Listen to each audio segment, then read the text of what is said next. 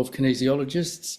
Welcome to this presentation with Dr. Ray Ford presenting his recently launched book, Threads of Tradition. Dr. Ray Ford is a doctor of Chinese medicine in Sydney, Australia. This includes both acupuncture and Chinese herbal medicine. He has been in private practice for 35 years continuously. His private practice is in Crow's Nest, Sydney, Australia. He has completed a master's degree in acupuncture from UTS and graduated from several periods of postgraduate study in China. In 1998, he opened Sydney's first low-cost community-style clinic in Crow's Nest, Sydney. This grew to centres in Newtown, Surrey Hills and Bondi Junction. He has practiced the Taoist 3 Dantian meditation for many years and is a certified teacher. Ray is the author also of the book Clinical Aromatherapy Using Essential Oils on Acupoints and Channels, and he has released the app Qi Flow. A very warm welcome to you, Ray. Thank you, dear Bruce. Thank you for everyone for taking time out of your evenings to come and listen to something that you don't need to know about. That's for sure. None of us need to know this. And in fact, many people in my profession aren't interested in this stuff.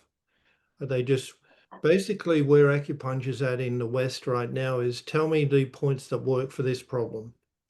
I want to know the hacks and get straight cut to the chase and give me all the points. Now, there are times where that's relevant. You can get points that work for certain things, but the historical context and the where we've come from is being left behind, and there's a kind of a, I can't say how many people, but a lot of people who are like me who still want to.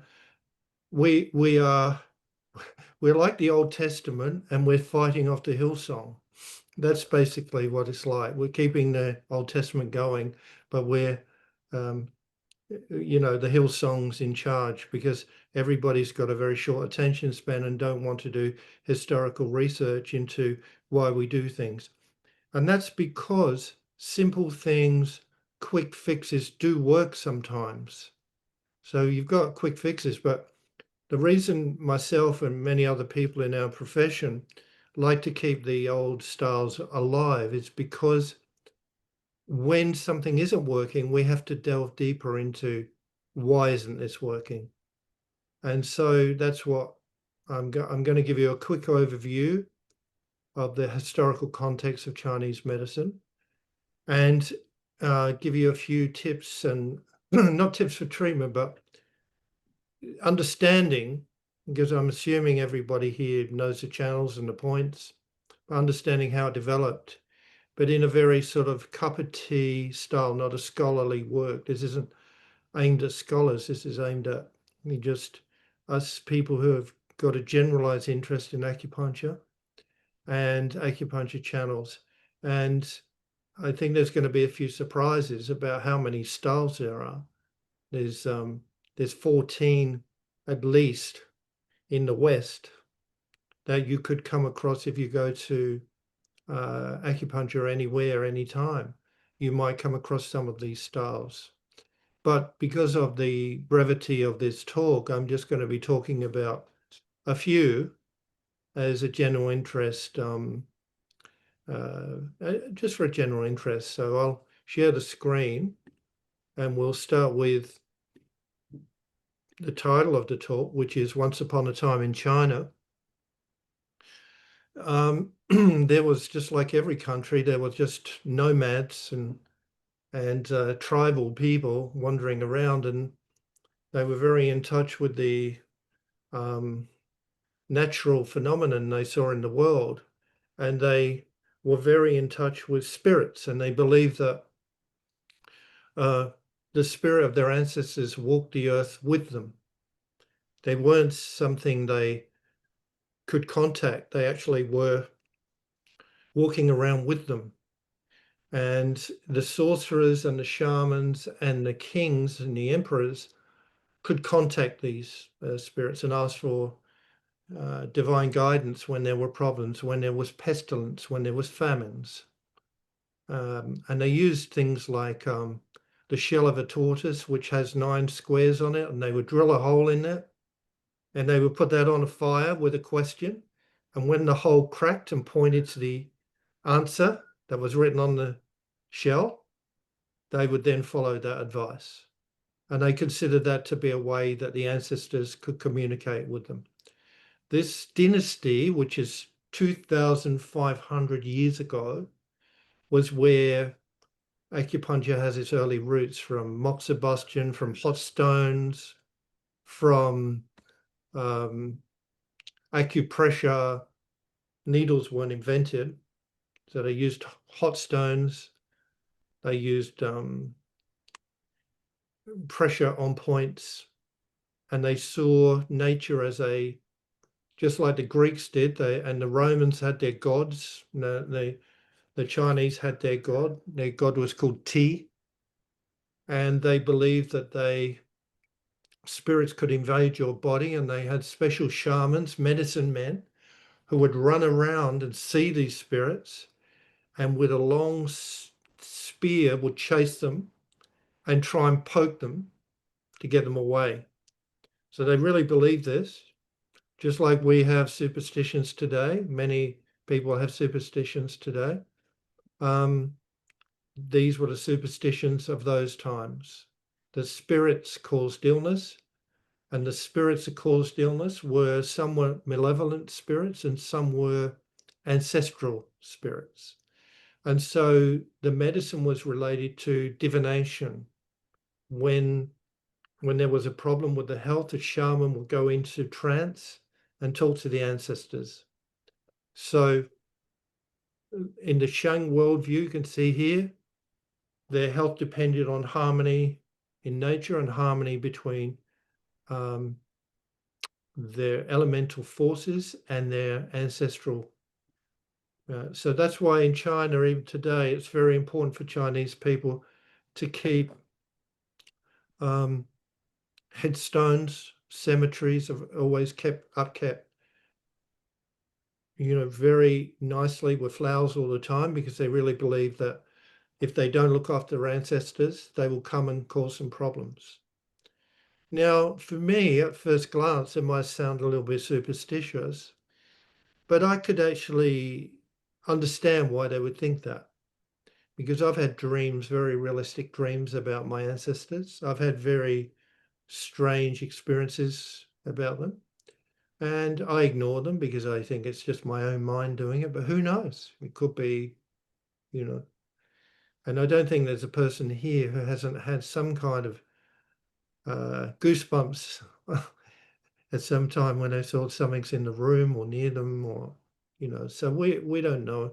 I don't spend a lot of time thinking about it because it's a bit creepy for me, and also I find just day-to-day living's hard enough without worrying about what my ancestors are up to.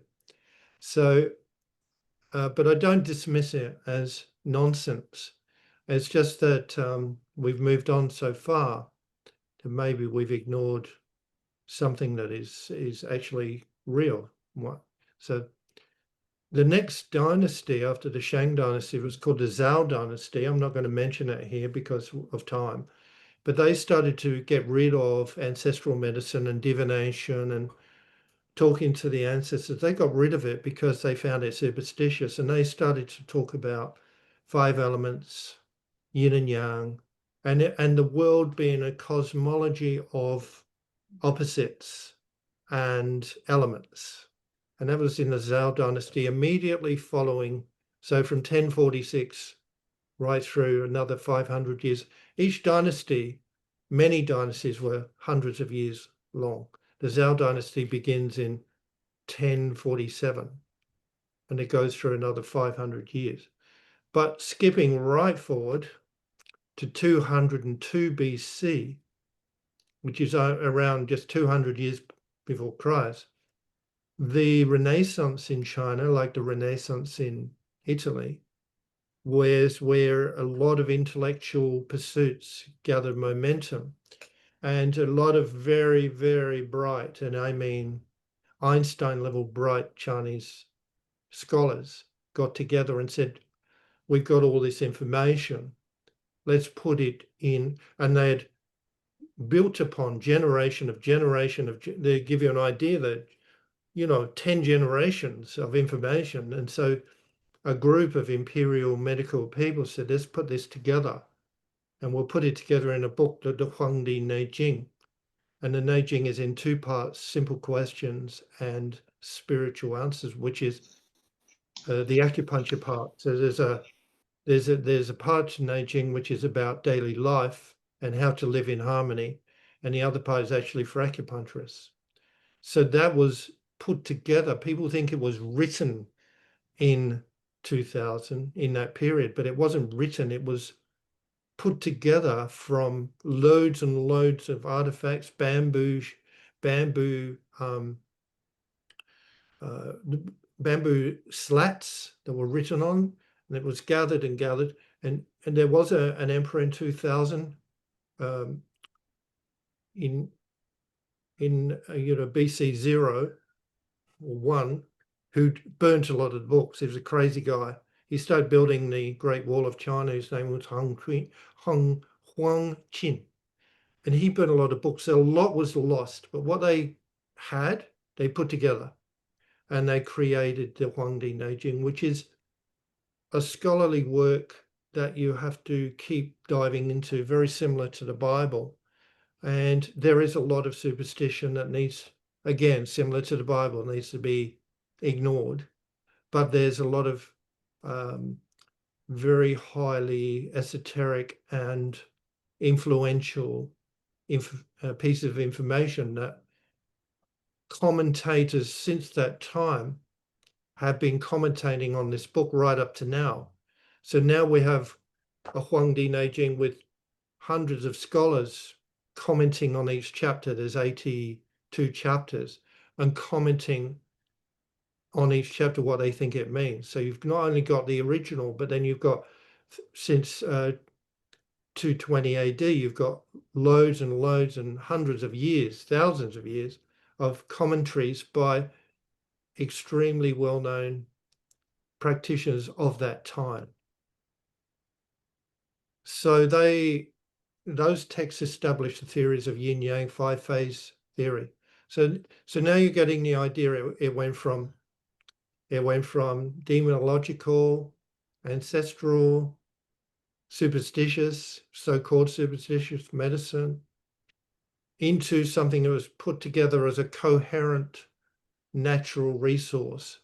And our bodies were seen as part of that natural resource, and our channels in our body to be elements and pathways that interact with the environment to keep us in balance with the environment. For example, if we can't translate summer heat in our body and cool ourselves down internally, we will suffer. We will suffer from and not like heat because we're too hot and our bodies can't diffuse heat.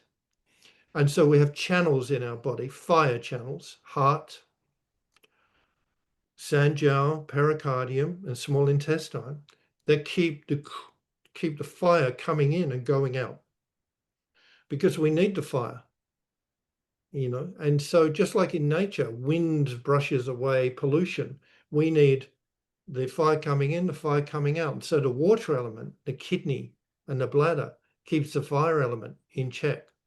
And the Huangdi Neijing in the Han Dynasty talks about this, how symptomology emerges when those pathways break down and don't work for you. So, for example, with liver and gallbladder, when the liver and gallbladder doesn't work properly or is stagnant, then what will happen is you won't be able to stand wind.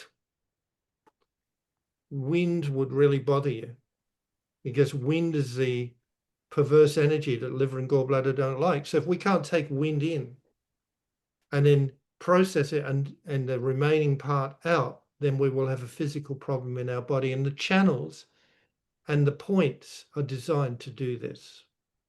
So that all came to a conclusion, which has then been moved forward. So that's 200, 220 AD.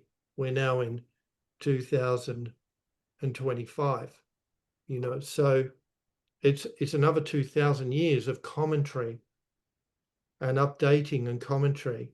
And many of these ideas are still relevant today. So as I say, this is a quick overall, and I'll get to the point shortly, because then we move forward, we jump forward in this talk right to the 1900s. And so around about 1950, 1949, and we come across this man, Mao Zedong.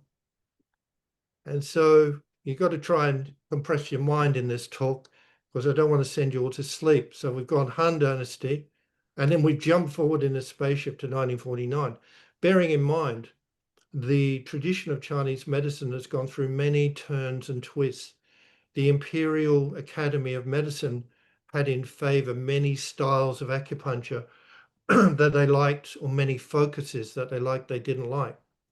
So, 500 years they might have been dealing with the spleen stomach school. And then somebody came along and said, no, we like the kidney heart school. Okay, another 500 years. So that's to fill in the 2000 years. But this is where we begin. What's in my book, the 14 styles that I've mentioned, it begins with, in my talk, I'm just going to be talking about TCM, which everybody knows, first of all. So Mao Zedong is a player in TCM because he wanted to get rid of all that natural stuff, the superstitious stuff, and he wanted to turn it into just medical science acupuncture.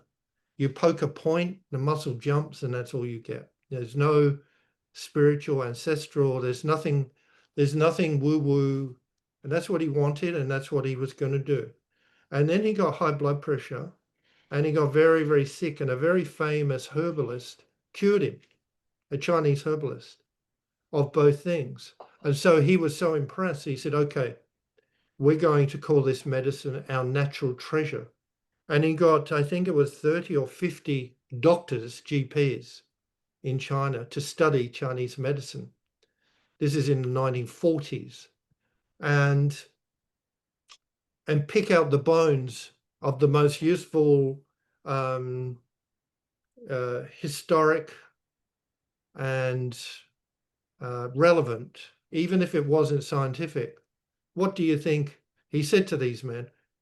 Come back with a medicine that contains some of that old stuff, but only the useful stuff, because we want to present a medicine to the world that is seen not as woo-woo and not as backward, because you've got to bear in mind, in the 1900s, Western medicine came across with antibiotics, and that changed the world of medicine. And in fact, there's a funny story. In the 1940s, there was a Chinese doctor in rural China who became super famous because everybody in those times got infections. If they just touched a rock, they would get an infection in their leg. And he had found a box of antibiotics, a big box, fallen off a truck or somewhere, I don't know. But he was giving them to people wholesale, and they were all getting better. So he became famous as this witch doctor. You would just give these pills and you'd get better, and when Chinese medicine failed.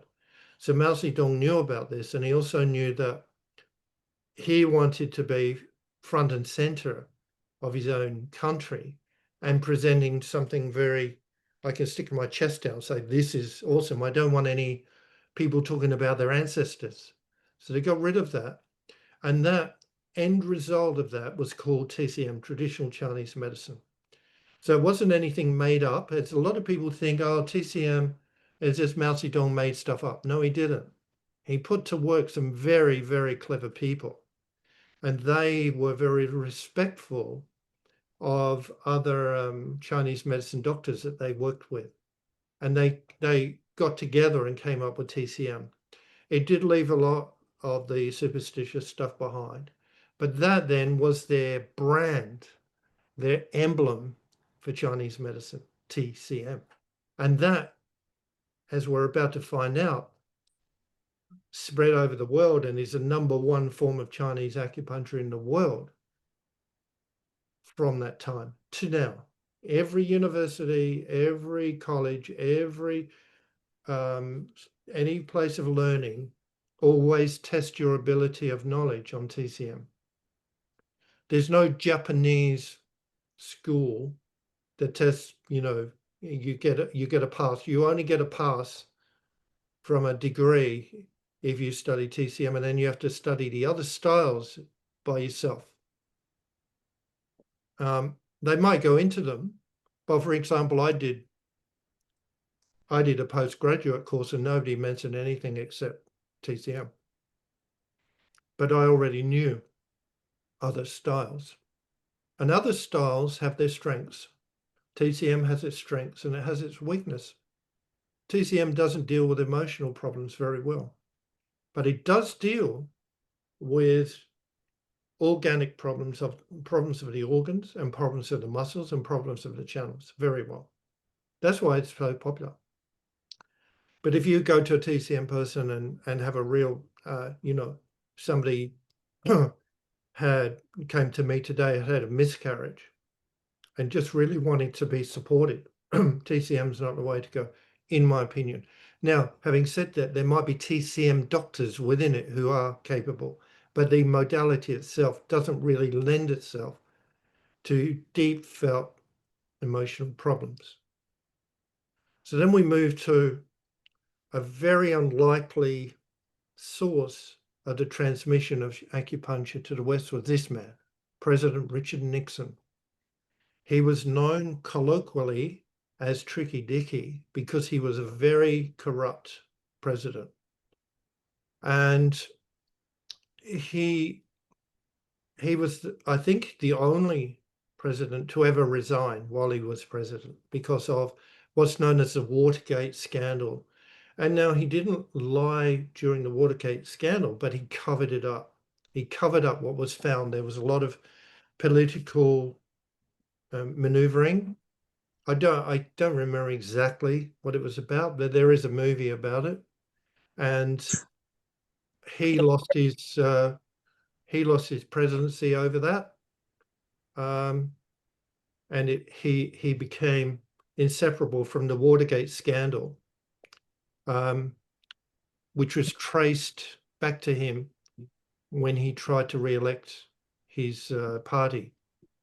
So it wasn't just a burglary where he put people to steal files and cover information, but it was the covering that the people just went, nah.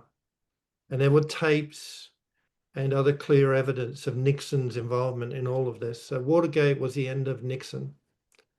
And strangely, he decided through a Bangladesh politician who had ties to China, he decided to go and travel to China. And that Chinese travel was going to be in 1972. That's going to be the first time the Chinese have spoken to the Americans in 25 years. So Nixon was holding out an olive branch to China and they accepted. And so the year before, 1971, this man, James Reston, he was a very famous journalist, a bit like John Laws. He was a Pulitzer Prize winning journalist, very famous and very likable and very well known. He was given the job to go, excuse me, just drink, to go to China, which it was known as Peking at that time, in 1971 and announced to the world that Nixon was going to come the following year. Now, in all of this story, one man's been forgotten. Gough Whitlam actually went in 1971 to China before Nixon. You'd only find that out if you do background reading. So Gough Whitlam was ahead of Nixon, but it wasn't really covered because Australia was a real backwater in 1971 compared to America. So Reston went over there, and now Reston's interesting because he flew to Hong Kong, and when he landed, he had visa problems, and he was delayed by a day. Now, some of you may or some of you may not remember the name Henry Kissinger as a diplomat. He was a foreign diplomat. And while Reston was stuck in Hong Kong, Kissinger flew into Peking, announced on TV ahead of Reston. Reston had traveled 38 hours to get there. Kissinger flew in on Air Force One or some army plane, announced on TV and flew out. Anyway, a couple of days later, Reston arrives in Peking, and this is the interesting part to me. And they say, sorry, your job's already been done. Henry Kissinger flew in and announced it. And I read Reston's comments because when I wrote the book, I had to do research, and he actually got very, very angry. And when he got so angry, his appendix area hurt him so much immediately. Now, the appendix in Chinese medicine, even in Western medicine, is a safety valve for anger because it's a tonsil in the abdomen. Tonsils offer inflammation in the throat, and the appendix is inflammation in the belly. And so he immediately doubled over with anger. So you could say this is the first mind-body medicine of attempts of bringing Chinese medicine, because they said, we got to give you an operation straight away. So he had the operation. And then they found out he was allergic to morphine. So he couldn't have morphine for the pain. He was in a lot of pain because his appendix had nearly burst. So he then accepted acupuncture. Now, in some of the stories you hear acupuncture moxibustion, it wasn't acupuncture moxibustion. It was electroacupuncture on his abdomen for the pain. So he was in so much pain, they gave him electroacupuncture. And, you know, as I say here, it was very unusual for a Westerner to be there, but they took him under their wing. They were very kind to him. And it says here this is in quotes what he said. I was in considerable discomfort, pain during the second night. The doctor of acupuncture, with my approval, inserted 3 long needles into the outer part of my right elbow, and that would have been large intestine 11, and below my knees, and that would have been either gallbladder 34 or stomach 36, to stimulate the intestine and relieve the pressure and distension of the stomach. So it would have been stomach 36 and large intestine 11 on one side and the other. That sent ripples of pain racing through my limbs, and at least had the effect of diverting my attention from the distress of my stomach. Because Chinese TCM is very stimulating. They stimulate the needles. And he broke 2 pieces of moxibustion. This part is in debate whether they actually use moxibustion. Another story I saw, he just hooked those needles up to electrodes. But what he was saying was the chi that he got down his leg and the chi got in his arm was so strong that it diverted his attention. But there was a noticeable relaxation after about an hour and no recurrence of the problem. So he was sold on acupuncture for the treatment. He had a few more treatments.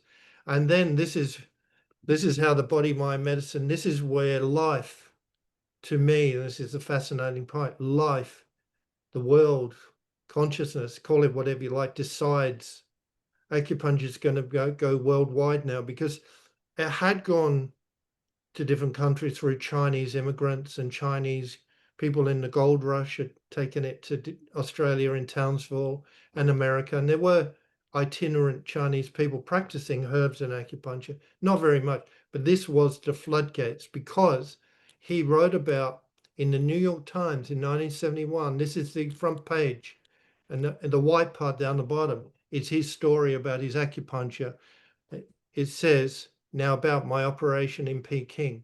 And I believe he did 3 days in a row of the front page of New York Times. And people became very engrossed in the story of acupuncture, and science really pricked up its ears, because they wanted to know, of course, what was the mechanism? What was the mechanism that was creating a pain-free body that just had an operation? So they wanted to know, because obviously they could make a drug that could copy that, and then they could make $1 trillion.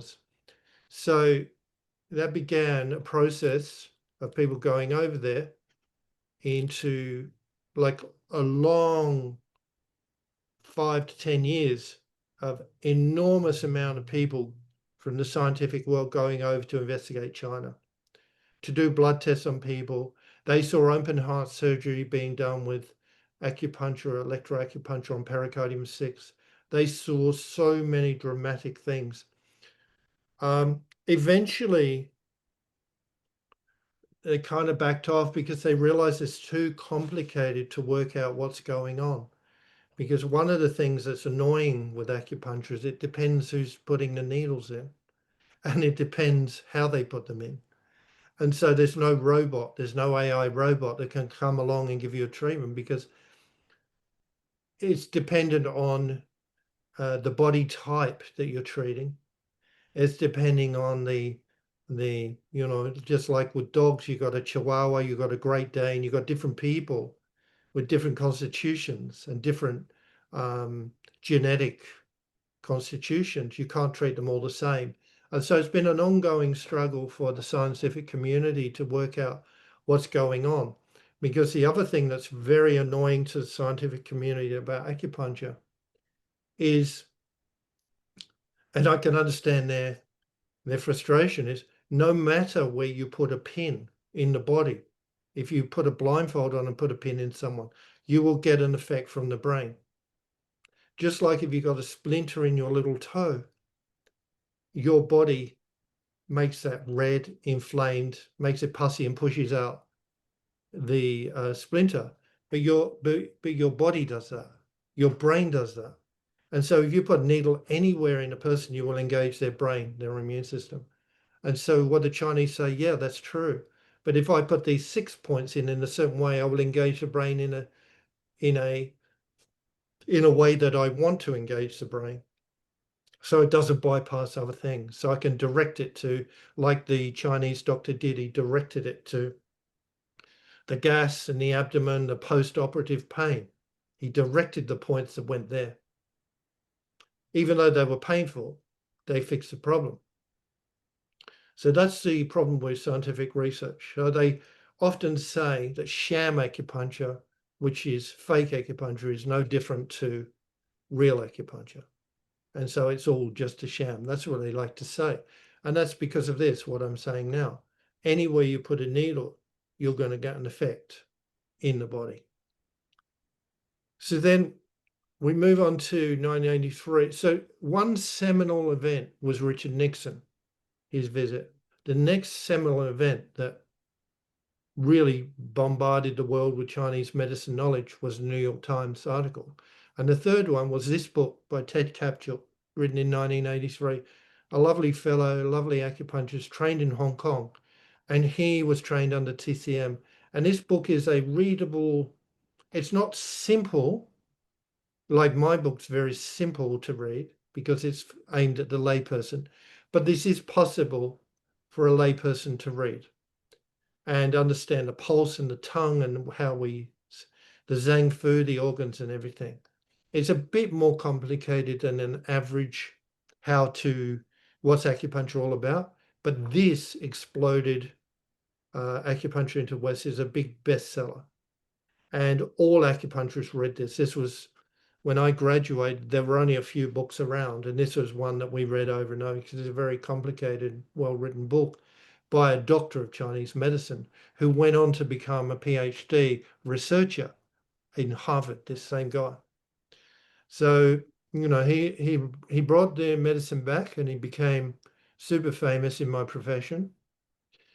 And he was liked at Harvard because he's a very humble man. He's not an arrogant man. He's very humble and he did a lot of research. And so Ted is one of my heroes. If I had enough money, he's probably 85 now. I'd probably bring him out to Australia and just do a world tour because I love the guy for what he's done for acupuncture.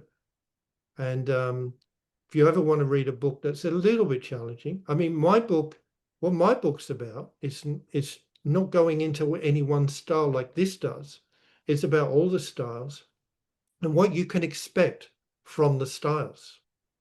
So TCM, I talk about this transmission to the West, and then what are the unique factors of TCM? Strong stimulation, thicker needles, pulse and tongue, internal Zhang and Fu. These are the ways that Chinese TCM practitioners work. They're very good at the nuts and bolts of acupuncture, but they're not so good and this is coming from me, 35 years of constant studying this. I use TCM, but I'll use very gentle acupuncture, like Japanese styles, which is in the book. Japanese is much gentler style, or even other styles. I've studied several styles, 4 or 5 intensely, including TCM, because I was in China for a long time. And that's all you get in China. You don't get any other style. You just get TCM. So it has its strengths. And my book goes into what's its strengths and what's its weaknesses. And every single style has its weakness. So this is a book for, my book is a book for, to understand the different styles, what their unique features are, but also their strengths and weaknesses without condemning any one of them, because no one style can cover all bases.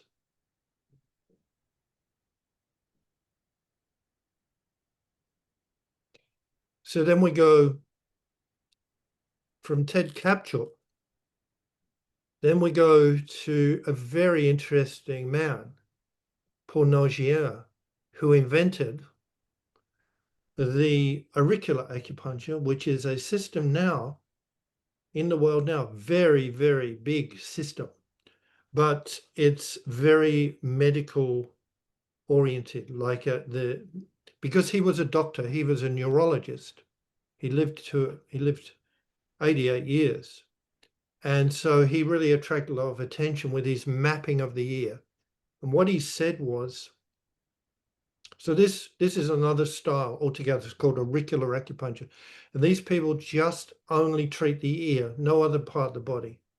And they map it according to Dr. Nogier's findings. This is just one of his ear maps. He's got loads of them because he spent 50 years doing it. And so auricular is quite good for people who are frightened of needles, for children. You can put very small needles and you can put seeds in the points and stimulate them.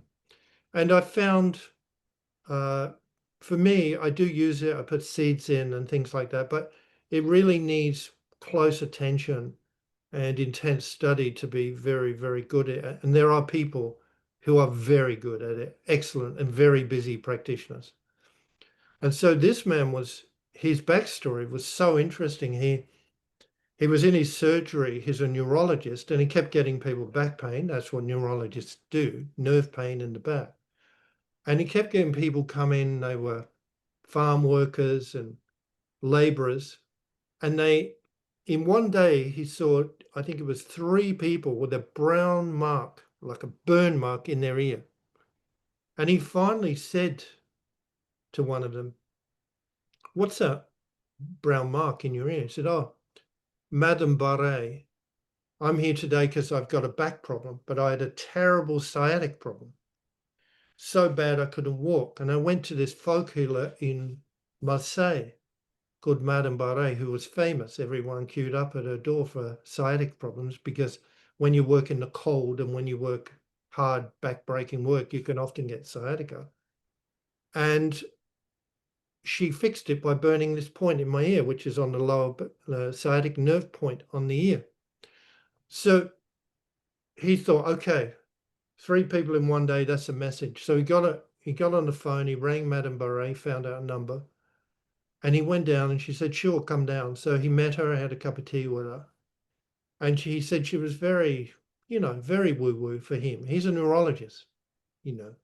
I mean, to give you an idea what doctors are like in their ways, I treat some doctors and they come into my clinic, they will never sit down. Sitting down to a doctor is like giving power to you. So they never sit down. This is 2 or 3 I've treated over the last few years. They walk around in my waiting room, up and down, up and down. They want to be seen within 1 minute of arriving. And if I don't come, if I'm in a room, they'll start calling me. They won't sit down and relax because they're not fully on board with it and they feel very uncomfortable. That's what I've decided. This man I love because he went, okay, I'm going to go woo-woo. And he went down and saw Madame Bore. And she told him that she was taught this by a Chinese guy that she met. And he said, burn this point. And it worked. So he didn't want to burn the point. So he went back on the train to his clinic. And the very next day, this is why these stories are so brilliant, because it's like life is doing this, not an individual person. Life through Nixon, life through James Reston, life itself said, this is what's going to happen. So through him, the next day in his clinic, he had one of his first patients with sciatic pain. So he got a makeshift probe that was from a ballpoint pen that he made himself. And he started poking around because he didn't want to put needles in and he didn't want to burn them. And he ended up getting a makeshift needle. I don't know where he got a needle from. It might have been a hypodermic, but he put it in, took it out.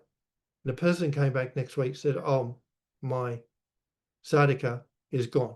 This is his story. You can look it up on the internet. So that led to him another 38 years of studying the ear, mapping the ear, creating these maps, loads of these maps, not just that one. He's got inverted. So to him, the bottom of the ear, where the lobe is, that's the head of a person. And you can see the hands and the feet and the arms and the legs and the spine. So the ear to him was an inverted fetus. And all the organs were the same as if you were a baby curled up as an ear. And he said this was how he found this out. And he got a lot of recognition from a lot of doctors, is because in embryology, once the cells start dividing into 64 and 128 and doubling, the first thing it does, the embryo, is make an ear. So it's very connected to the brain, the ear. And the brain is a control center. So he saw this as like a control, like a Star Trek spaceship control center for the brain and the body. And so don't forget, the brain is what we're dealing with when we deal with acupuncture or ear acupuncture or kinesiology or anything. The brain decides, oh yes, I'll let that switch go on or off. Okay, not the leg doesn't decide, the brain decides. So we have to give the brain an opening pathway, like a canal, for it to say, oh, I've been avoiding this knee pain. Okay, I'll open up, send some healing chemicals down to that knee, healing energy. Well, we call it qi as well, and blood. So Nojia developed this over 38 years. His son took on the job, which his son is still alive doing it. And it's a massive profession, seen separately to acupuncture in a way, because they're not like me, just wearing a t-shirt at work. They're all suited and ties and, they're very medical model. And when they have a conference, 350, 400 of them get together. But they've done their work and they deserve their praise for what they've done, because the Chinese saw this work And they said in the 90s, okay, let's see if this is a real thing. And they had the Nanjing Army, 3,300 volunteers in the Nanjing Army, all volunteered to be guinea pigs on this ear system. And they came back and reported, yes, this is a very good system. And so then it was imported again back to America, to America from France, where they started to use it in a place called the Lincoln Center for detoxing crack cocaine addicts. And there were political power groups, black power groups doing acupuncture in their own community. And there was Michael Smith, who's a very famous ear acupuncture, who worked in the Bronx getting people off crack cocaine. So this system was then developed into a detox, auricular detox system. And that's still going on. There's 5 points in that ear that is called the NADA protocol, NADA. If anyone wants to look this up, could be a very useful thing for you to look up the NADA protocol. There's 5 points on the ear. There are points like Shen Men, lung, kidney, and adrenal, and there's a reset point. You put those 5 points in, and that gives the brain a certain message to help with reuptake of serotonin, a bit like antidepressants, and it helps the person get off of crack cocaine. And Michael Smith, you can look him up, is very famous, his system of the NADA protocol.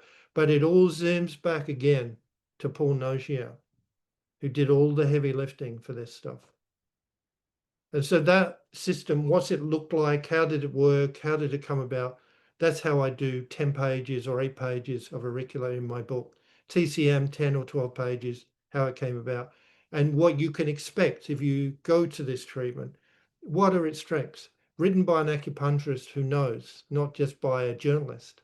So I know, and I've put 2 years of very hard work into this book. Particularly the second year. First year was a lot of reading. The second year of writing was very difficult. And I found it very difficult because I found it hard to get such a complicated subject. TCM, you could write 500 pages. I could say to ChatGPT, write me 500 pages, and it could. But I couldn't use ChatGPT because it didn't really understand what I needed. It only helped me with spelling and paragraphing and things like that, but it couldn't actually write it because it's not at the level it needs to be at yet for writing books. It does a thing called hallucinating, and it gives you wrong information in amongst right information. And only a practitioner would be able to see that's wrong, what you're saying there. Nixon didn't go there in 1923, he went in there in 1973, 72. It gives you stuff like that wrong. So there was a lot of condensing. My first chapter on TCM was going to be 30 pages. And I thought, I want this to be what I would call an aeroplane book, where you could pick it up at the airport and read it. By the time you got to Brisbane, you could read it. It's not a difficult read. Or you could read 3 or 4 chapters of 10 pages. And I've read it, I've timed myself reading it several times. And I would say I've read it in 2.5 hours properly, slowly, when I was editing it. So it's not aimed at a very deep level. It's aimed, my goal is to make something very complicated, very simple, but with lots of interesting twists and turns that you would never expect, like President Nixon being involved, even though he didn't mean to do it, being involved in transmission of acupuncture to the West. This is another chapter in the book. This is a lovely man called J.R. Worsley. He came up with, through teachings, which he called the Orient, but really means East Asia. He came up with 5-element acupuncture, and he came up with a few theories about people. Their main problem in life that they go through life with is something happens to them early in life, when they're very young or in their teenage years. Can be an accident, can be a parent leaving them, it can be anything. And it splits off part of their elemental nature. And they then basically go on a lifelong search to regain that element. So they might have a shock, for example, that leads to trauma, that leads to fear, and then they just go fearfully through their life, knowing they don't want to be fearful, but not knowing there's a piece of the jigsaw taken out of them. Now, every one of us will have experienced this in our own lives, because it's part of why we're alive. Is something happens and then we go on a quest. There's no blank sheets of paper out there. We go on this quest to search for those missing pieces that we intuit are missing. And when we find them, it's almost like what the New Age people call coming home. You're coming home to how you were before this happened. And his style of acupuncture, there's about 10 pages on his, is very geared towards that, and very geared towards re-establishing harmony in your elements. That's why it's called 5 elements. And he has his own made up systems based on acupuncture for doing that, and for diagnosing it, and for treating it. And he became in the 70s world famous, and his system was world famous, and it basically looked like competing with TCM, because it grew so fast, and a lot of people who didn't like TCM gravitated to Leamington Spa in England to go to his college. And a lot of very well-known acupuncturists of my vintage went there. And it wasn't all, what they'd hoped it would. It had its own flaws. For example, 5-element acupuncture can be good for so many things, but if you hurt your neck and you can't turn it, in my experience, it's not that good. TCM is better. So more muscular approach, orthopedic acupuncture, can cure a neck much better than treating an emotional point. So, I have a patient who only works with energetics. That's all she does. And she doesn't touch people when she works with them. And she cricked her neck, her neck was like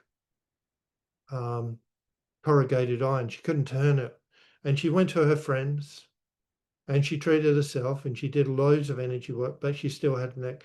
And when she came to me, I just did TCM on her in her trapezius. I needled her trapezius strongly. I did cupping. I put a heat lamp on there and I massaged it very deeply, and it went away within one day. And she said, I've learned a lesson. It's like not everything's energetic, and not everything is physical. So, of course, there's a crossover and a connection, but we got to be sensible.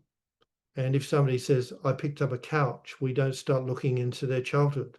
Just say, you shouldn't have picked up such a heavy couch, So that's where his strength was, emotional problems, and looking for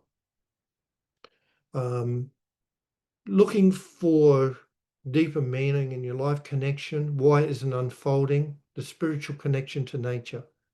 That's J.L. Wesley's. So as I said in the beginning of this talk, I was going to choose a few interesting twists and turns. There is one more I'm going to mention.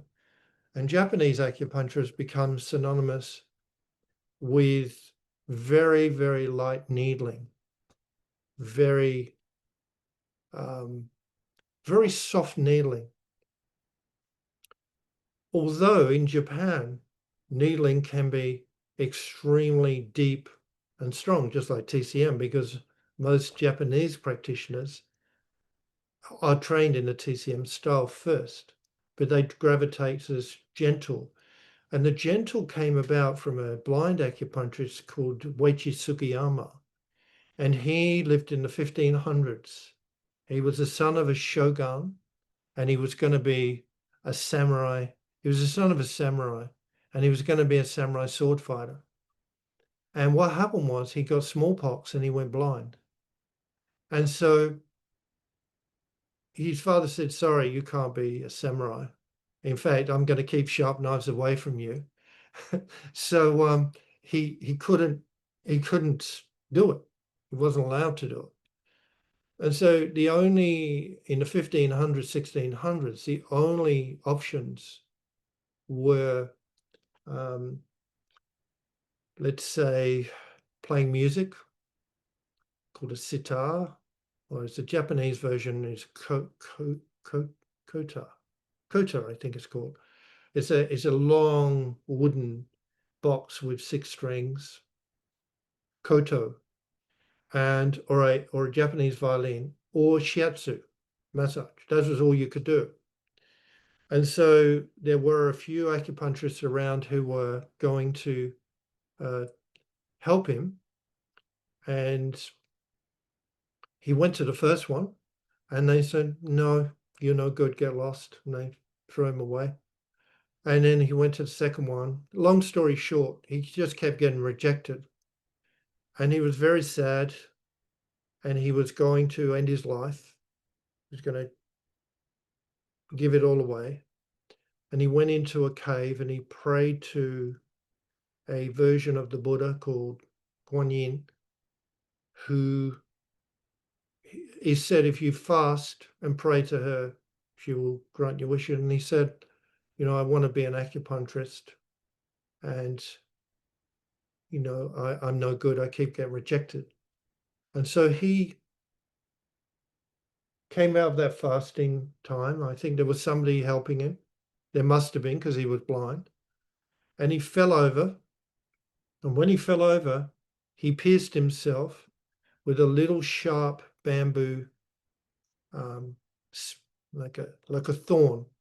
And when he looked at it, it had broken off the tree, and it was a tube about this long. And it had the thorn inside of it, and he picked it up and he felt it. And this is a modern version of that, the plastic tube that we put needles in with. And so he started playing with that tube and a needle like this. There's a needle in my hand there. And so what you do is you put the tube like this on the hand, and then you tap it in. And that gives a very fast insertion and very pain-free insertion, which is what he was keen on. He didn't like the ones he'd been practicing with, and he hurt everyone. But this tube allowed a quick go in. Now, I don't always use tubes myself, but I do use them. But he revolutionized acupuncture in Japan with that tube. So he went away and developed a system of treating with the tube.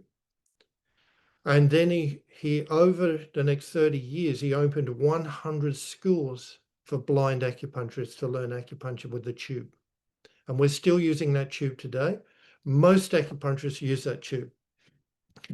And he was treating a very famous and rich shogun for many years. And he kept going back to the shrine. And the shogun said, "No, I don't want you to do that anymore. I want you to stay here. I'll build you a shrine here." So he built him a 3-story pagoda. And he lived in that for the rest of his days. And he operated and visited the 100 schools, which many are still going. And in Japan, 40% today, 40% of all acupuncturists are blind due to him, Weishi Sugiyama. He was made the Governor General of Japan, similar to the Governor General in Australia. So from being nobody, being rejected, he became the most famous Japanese acupuncturist of all time. And that's in my Japanese acupuncture section in the book. So I love stories like this because they're deep and they're meaningful, and they tell us never give up. If you have an idea, when I was 19, I had acupuncture, and here I am still doing it. So if you have an idea, and I can tell you now, it wasn't easy, because back in the 80s, trying to get a person to let you stick a needle in them was, you had to pay them, they wouldn't pay you. So, something was inspiring in me to do it, but it wasn't easy. And there weren't many mentors in Australia. There weren't many. There was a couple. But it wasn't until I went to China that I found I went to the Premier League when I went to China. So that's basically, we've come to the end of the talk, I think. I just chose a few topics, and quite a few people here have the book. So it wasn't really to sell it to those people, just to talk about it and say, because these photos, in a later edition of the book, another edition, I might put these photos in because it makes it a bit more interesting. And I didn't think of that until I gave this talk. I thought I might put, the stories are in there, but I might put some photos in there so you can put some names to some faces. So on that note, I'll leave it there because everyone wants to go to bed now. And if there's any questions, please feel free to ask me before I go. Thank you, Ray. Thank you.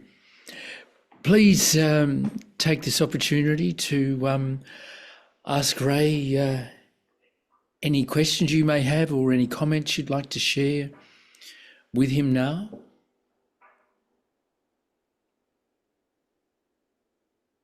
Yes, please go ahead, Parisa.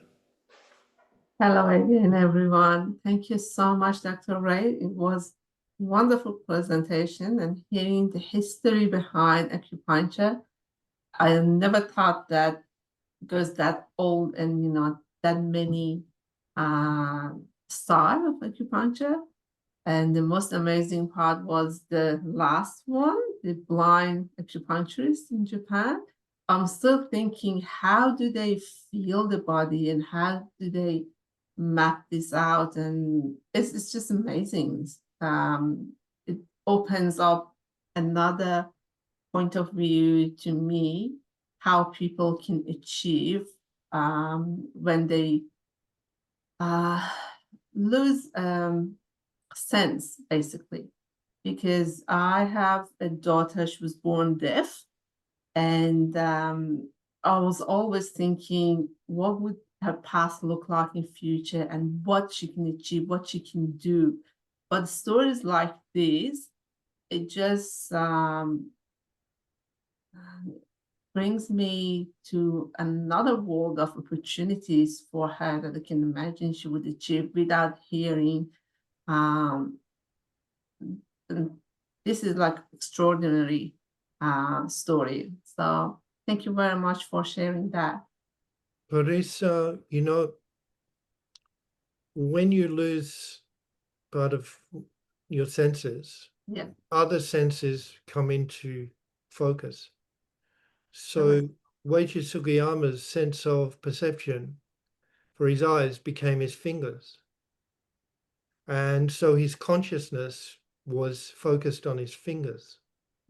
And so his fingers were extraordinarily sensitive to energetic movements. Yeah. And also to feel the body. The first time I went to China, I lifted a heavy bag off the airport, the plane. And when I got to the academy, the first thing I said was, I need a massage. Because the academy didn't have acupuncture. Only the hospitals had acupuncture. And they said, oh, we know this place. We'll take you there. They took me there. And this great big guy came in. He was massive. I remember he was huge, but he was blind. And they led him to me. And he had arms like my thighs. And he proceeded to murder me in a good way and get into things in a way I'd never experienced. Turning me on my side, lifting my arm above my head, going into deep rib cages. He just literally was just incredible, the strength, but also the finesse with the strength, not just digging in and hurting me, but at the right level. He just had another sense about him. Never spoke to me, never spoke when he came in the room, and never spoke when he left the room. Now, about 2 weeks later, I said, oh, I'd love to go and see that guy again. So they drive me to that place. And I said to them, I really would like that big guy. They said, what big guy? I said, the guy, the big guy. No, there's never been a big guy here. I was like, yeah, you brought him in the room, a blind guy. They go, we've never had a blind guy here. And it just completely blew my mind. Now, I don't think that was a spooky ghost that did me. I just think they had somebody on that day. They couldn't remember who it was. But I can tell you, that man the minute he touched me, I knew, oh my God, I'm going to get released from this problem. So he had another sense. And so I will often, when I'm feeling someone's neck or their calves or their feet, close my eyes when I'm palpating them, often. And my fingers will sometimes feel a buzz on the skin that I wouldn't feel if I was just poking them with my fingers and trying to look for stuff. Now, there are visual landmarks, but we measure points with on people with our fingers. It's called anatomical inches. So we can take the measurement of the person I'm working with, say, oh, their hand is slightly smaller than mine. So I measure the points according to their hand. And it can be done in a fluid way. And in fact, you can be a very adept practitioner if you're blind. Wow. I've never had an acupuncturist blind, but that guy was incredible. But it was a bit of a mystery to everyone why, like who was this blind guy? But it was a real person. It wasn't like they brought a ghost in and he treated me. I think the person in charge just couldn't be bothered. Like, no, there's no person like that, Thank you for sharing that. No worries.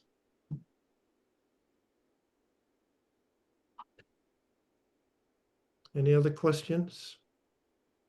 Ray, I have a question. Yes, please, go ahead. With your book, has anyone approached you to do it as an audio book?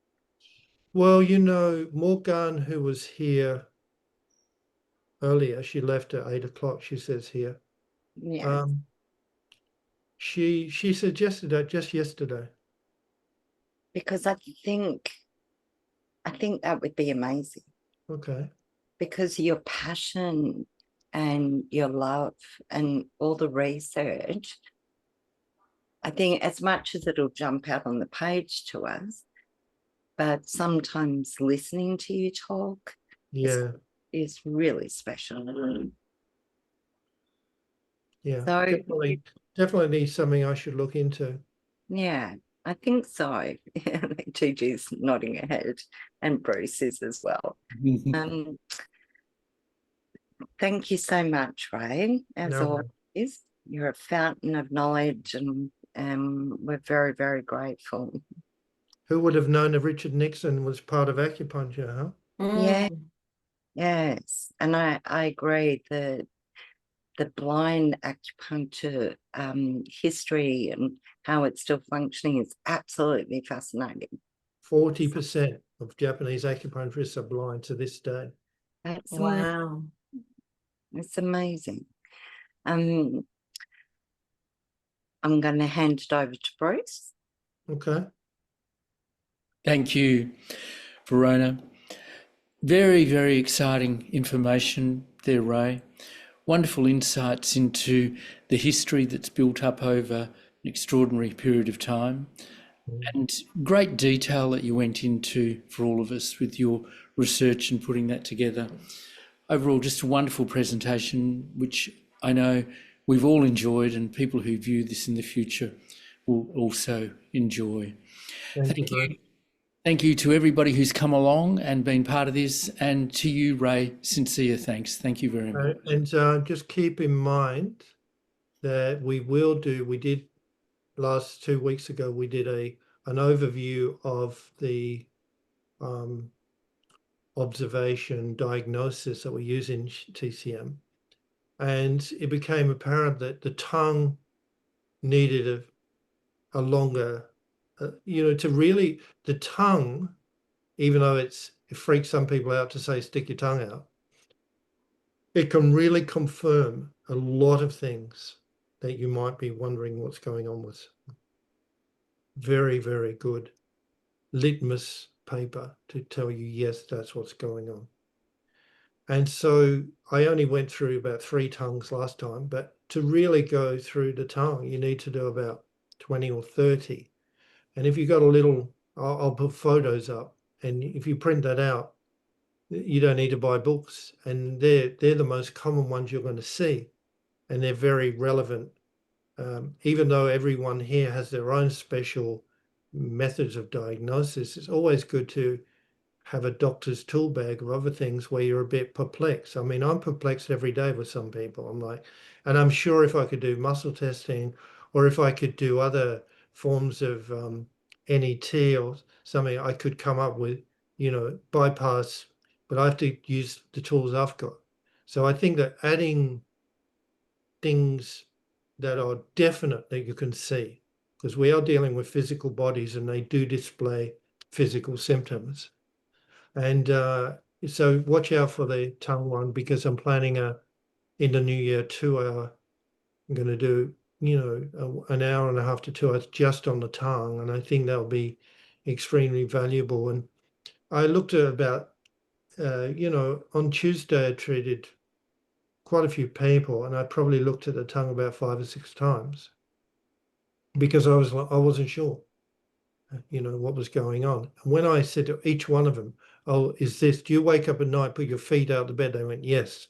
I said, "Do you have, bloating after eating?" "Yes." I could see it on their tongue, but the pulse wasn't giving me much, and they weren't giving me much, So watch out for the tongue coming to a cinema near you.